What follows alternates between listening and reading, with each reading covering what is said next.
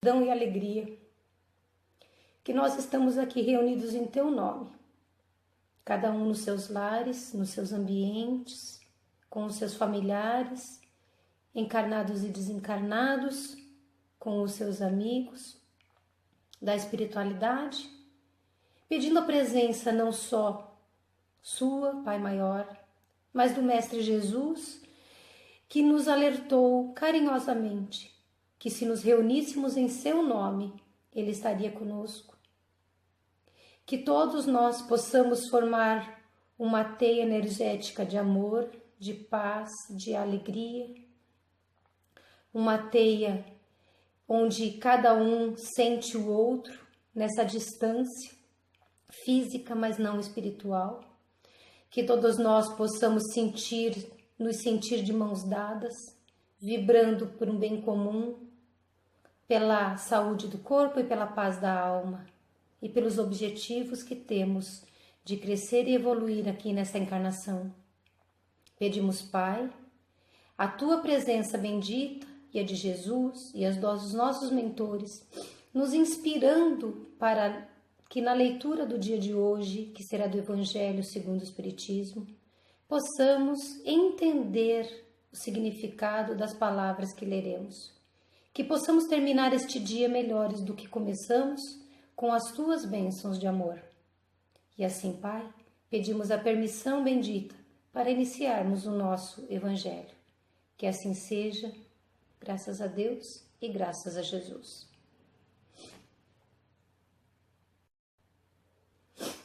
Bom, gente, eu tô muito sensibilizada, tá muito incrível isso, eu tô gostando muito, uma sensação muito boa, espero que vocês estejam vivendo isso também. O Evangelho é um momento sério, viu? Mas felicidade, alegria, sorriso faz parte de Deus também. Então estar feliz nesse momento, estar emocionado é muito bom. Eu vou ler o trechinho que eu separei para vocês nessa noite do Evangelho segundo o Espiritismo. Não repare que o meu evangelinho é velhinho, ó, tá caindo as páginas. Mas eu vou ler para vocês, então, o capítulo 5, que é Bem-aventurados os aflitos, as instruções dos Espíritos, item 18, que é bem e mal sofrer. Quando o Cristo disse, Bem-aventurados os aflitos, o reino dos céus lhes pertence, não se referia de modo geral aos que sofrem, visto que sofrem todos os que se encontram na terra. Quer ocupem tronos, quer jazam sobre a palha.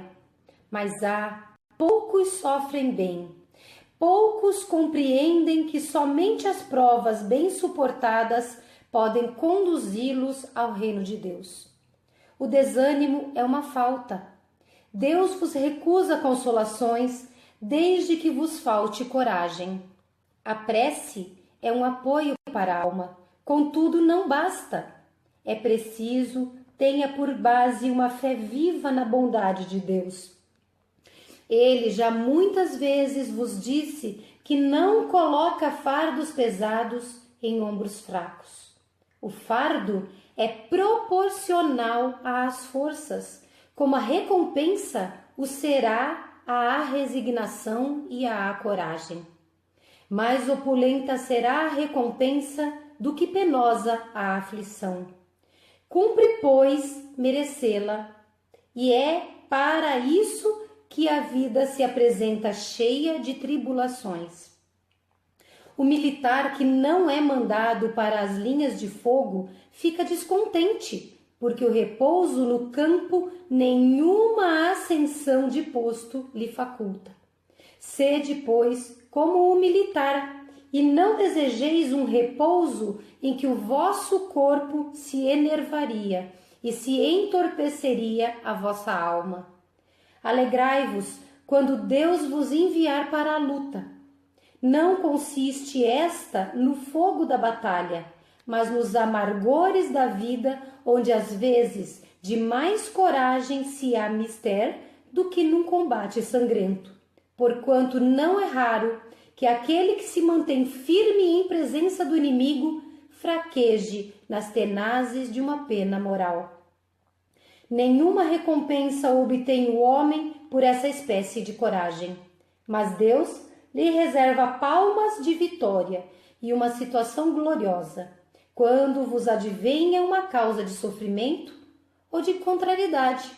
Sobreponde-vos a ela, e quando houverdes conseguido dominar os ímpetos da impaciência, da cólera ou do desespero, dizei de vós para convosco, cheio de justa satisfação: fui o mais forte. Bem-aventurados os aflitos, pode então traduzir-se assim: bem-aventurados os que têm ocasião de provar sua fé, sua firmeza, sua perseverança e sua submissão à vontade de Deus, porque terão centuplicados a alegria que lhes falta na terra, porque depois do trabalho virá o repouso. Foi um texto escrito em Havre, em 1863, pelo Espírito, ditado pelo Espírito de Lacordaire. Bom, falar de bem e mal sofrer não é um grande segredo no sentido do sofrer.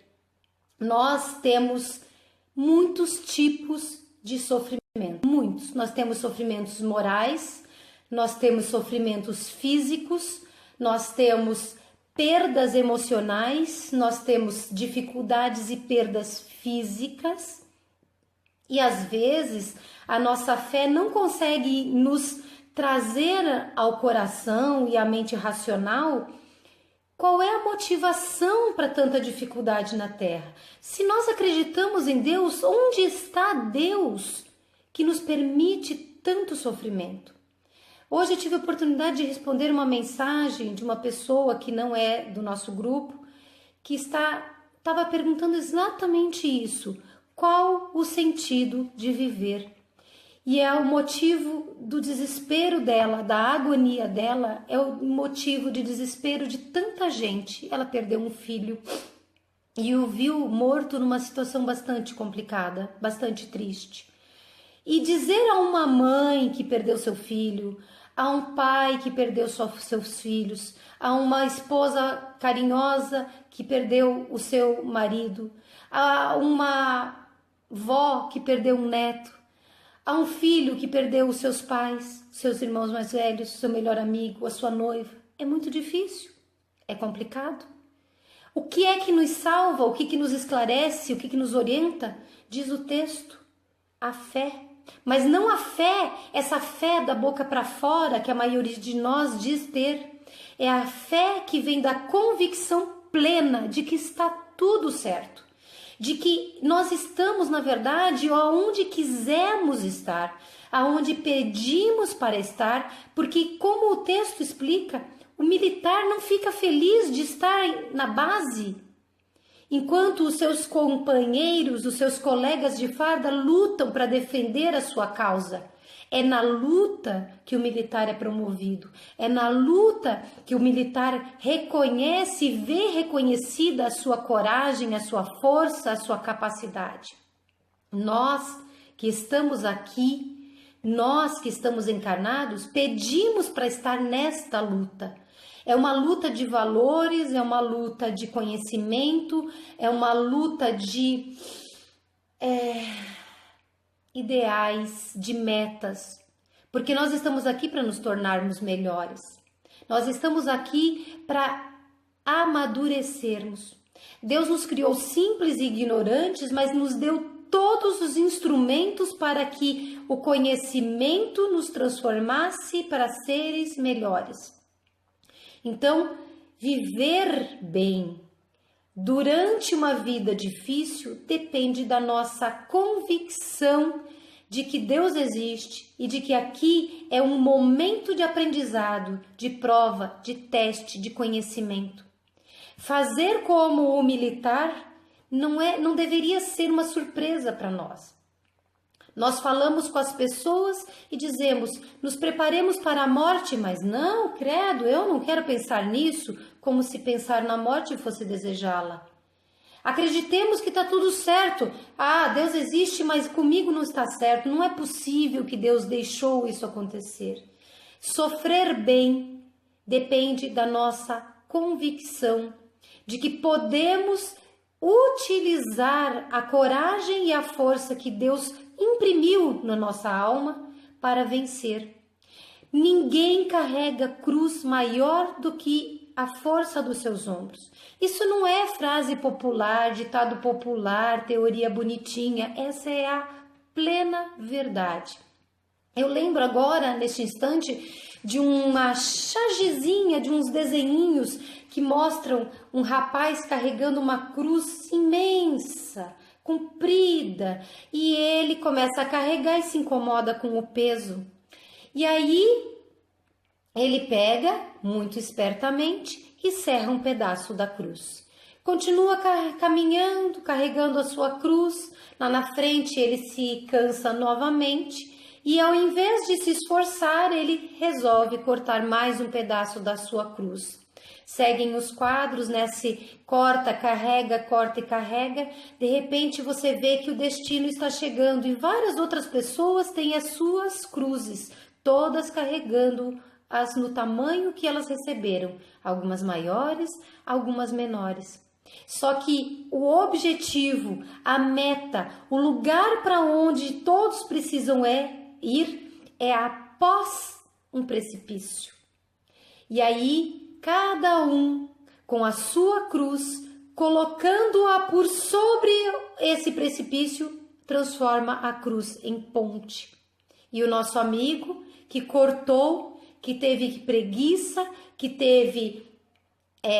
deixou a covardia, a falta de dedicação, de empenho, de esforço, que não quis o sacrifício, a cruz dele não foi suficiente para atravessar. Sim, claro, é uma alegoria, mas é uma alegoria que tem tudo a ver com a nossa vida. A gente não foge das provas que tem que fugir. Se conseguirmos burlar de qualquer forma esta necessidade pessoal não se transfere, intransferível.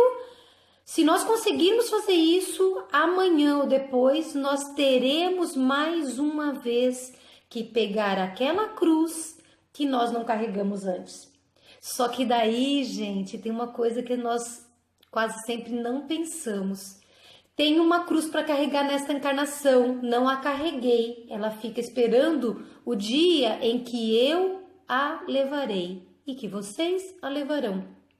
E na próxima encarnação, não teremos outras cruzes que nós queremos carregar e que precisamos? Então, sofrer bem e sofrer mal é uma decisão das nossas almas, nós, espíritos encarnados, que antes de nascermos, de encarnarmos, pedimos para estar aqui, com as dificuldades que temos, com as possibilidades que temos, com as pessoas com as quais convivemos, com os riscos de dificuldades que experimentamos. Mas nós dissemos antes de nascer aos nossos mentores, aos nossos amigos da espiritualidade, nós dissemos a Jesus através das nossas preces, a Deus através do nosso amor e da nossa convicção de que Ele estaria ao nosso lado. Estejam comigo. Nos ajude, me ajude a vencer, porque eu sei que ainda sou imperfeito, imperfeita. E tudo isso significa que a gente tinha mais medo de estar aqui do que voltar para lá. Mas significa também que a gente confia no potencial de luz que há dentro da nossa alma. E significa que a gente sabe que não está sozinho. É necessário que nós desenvolvamos as virtudes que nos permitam sofrer bem. Não porque sofrer é uma necessidade, mas porque é uma parte do nosso caminho. Nós vivemos num mundo que ainda tem sofrimento. E viver apenas para sermos felizes, sem jamais aceitar as pedras nas quais tropeçamos ou as montanhas que temos que escalar, isso tudo vai causar uma dificuldade que nós não precisamos viver. Às vezes o sofrimento ele é parte, mas não o excesso de sofrimento que nós acabamos causando a nós mesmos e aos que convivem conosco por causa da nossa falta ou insuficiente fé. nós estamos aqui amadurecendo. Eu acredito piamente que nenhum de nós termina este evangelho de hoje sendo as mesmas pessoas que éramos. Nem que a gente não quisesse mudar o conteúdo, o conhecimento que cai na nossa consciência, que nos faz refletir, isso já nos transformou. E a nossa obrigação se torna mais clara, e o nosso compromisso se torna mais objetivo, e a nossa responsabilidade aumenta. Então, gente, quando tiver sofrimento, não tem problema chorar, não tem problema rezar doidado, não tem problema ficar implorando ajuda, mas lembrem-se que prece e fé não é só para pedir, é para agradecer. É para reconhecer, ou seja, louvar a Deus e a todas as oportunidades que nós temos. Não se esqueçam de que nós temos muitas pessoas à nossa volta que são instrumentos do nosso crescimento. Algumas, às vezes, fazendo as coisas como não deveriam, mas elas vão testar as nossas virtudes. E outras, elas são os nossos braços direitos, a nossa mão estendida, a nossa muleta, a nossa força, a nossa fé. Eu tenho certeza que todos nós temos pessoas assim. E não sentindo mais essa solidão que a gente sente aqui na Terra, de achar que estamos sozinhos, é que a gente vai ter mais força e coragem. Aliás, cabe dizer que quando a gente fala que todos somos médiums, e vocês estão vendo um estilo de mediunidade aqui, porque eu acredito piamente que o que eu estou sentindo é a emoção dos bons espíritos também, que nós somos médiuns para não sentir essa solidão. Mesmo que a gente não veja, não ouça, não sinta. Nós sempre percebemos a companhia dos amigos espirituais, porque seria muito amargurante termos despejado da espiritualidade amiga para cá, para viver tudo o que vivemos sozinhos, porque ninguém conhece o nosso coração senão nós mesmos e o Pai que está no céu, Jesus, e aqueles espíritos elevados que puderem ler a nossa alma. Enfim, eu encerro essa reflexão, esperando que tenha sido útil para vocês. Fico à disposição depois para alguma dúvida que tenha ficado, pode ficar no corpo do vídeo mesmo, nos comentários. E agora eu peço que vocês, mais uma vez, relaxem. Coloque-se em introspecção, esqueçam os comentários, não escrevam mais nada, não curtam mais nada. Vamos nos imaginar num recanto bastante iluminado, talvez barulhos de passarinho, cheiro de flores. Se quiserem fechar seus olhos, pode fechar. Fechar os olhos não é uma obrigação, é só uma forma da gente conseguir olhar para dentro.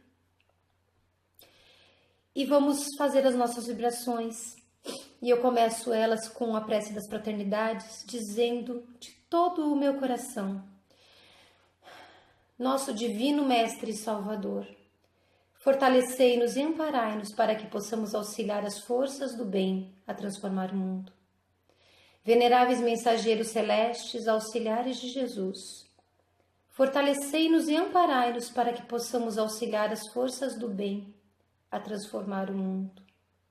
Pai nosso, Criador nosso, fonte eterna de amor e de luz, fortalecei-nos e amparai-nos para que possamos auxiliar as forças do bem a transformar o mundo.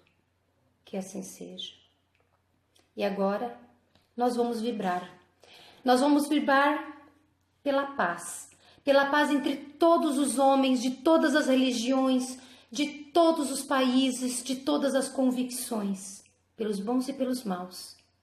Nós vamos vibrar por todos os espíritos que sofrem, estejam eles nos umbrais, nas trevas, na crosta. Sejam eles quaisquer tipo de sofredores, que eles possam receber o nosso amor e com essas vibrações sentirem a necessidade do arrependimento e de pedirem ajuda a Deus. Nós vamos pedir por todos os suicidas, irmãozinhos que não conseguiram fazer o que nós estamos tentando fazer, que é vencer a luta. Mas eles serão recompensados de todo o sofrimento quando receberem a certeza de não estarem sozinhos, de estarem amparados e de poderem dizer: Pai, me ajuda, porque eu falhei, mas eu quero acertar desta vez. Nós vamos orar por todos os doentes, pelos doentes do corpo e pelos doentes da alma. Há tantos doentes do corpo, mas há muito mais doentes da alma. Nós vamos pedir que Deus coloque saúde neles. Às vezes a saúde não é a cura física, mas é aquela saúde que transforma, que eleva, que faz compreender o objetivo de estar aqui. Que todos possam receber o máximo de vibrações de energia física e moral, para que eles consigam se sentir fortalecidos nas suas preces. Nós vamos orar por todos os espíritos que encarnam com missões definidas, tantos trabalhadores da luz que vêm para ser médicos, advogados, enfermeiros, garis, políticos, para serem médiuns, para serem palestrantes, para serem evangélicos, para serem ateus ou para serem espíritas, católicos, muçulmanos, hindus. Não importa qual é a vestimenta física, não importa qual é o rótulo, importa o que eles vieram fazer. Construir um mundo melhor, ajudar na renovação deste planeta, porque é tempo, urge que nós nos transformemos num mundo de regeneração. Vamos pedir por todos os moribundos, por todos aqueles cuja doença está trazendo-os para perto da grande porta de transição para a vida espiritual e para que eles entendam o que é a morte, mas sobretudo para que eles perdoem, para que eles aceitem o perdão, para que eles corrijam o que der para ser corrigido, para que eles peçam a Deus o amparo. E pelos seus familiares, para que não os retenham, para que não os segurem, porque não é justo segurar aqui aquele que já terminou a prova que ele tinha que fazer e é tempo de partir. Vamos pedir também, com muito amor e com muito carinho, uma coisa que é tão difícil da gente fazer para esses.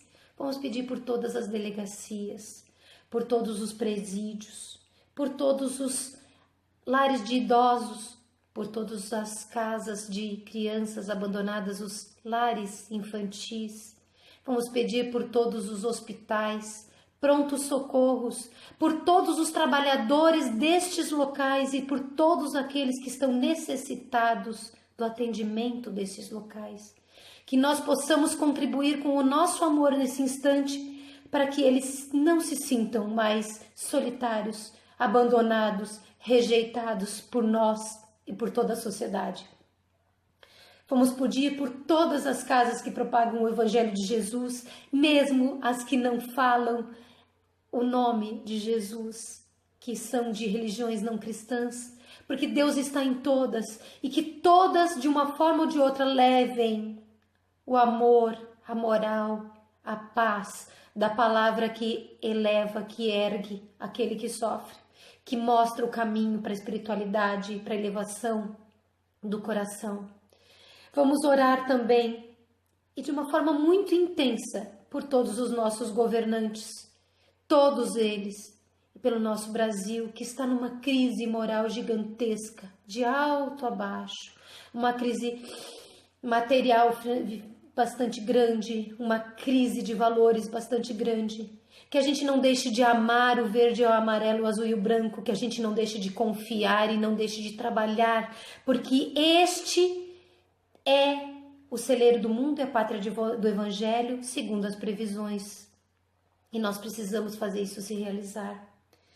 Vamos orar por todas as famílias, por todos os lares, por lares dos nossos parentes, dos nossos amigos, dos nossos desafetos também, para que dentro destes lares Jesus consiga encontrar a porta aberta, consiga higienizar os ambientes, consiga levar luz, que nesses ambientes os eventualmente sofredores espíritos que estiverem lá possam ser carinhosamente retirados e levados para tratamento, para orientação, e que os bons espíritos tenham acesso ao coração de cada uma dessas pessoas, que cada uma dessas famílias se preocupe com a educação moral dos seus filhos, desde o berço, que nós possamos orar por aquele acaso difícil que nós pensamos agora.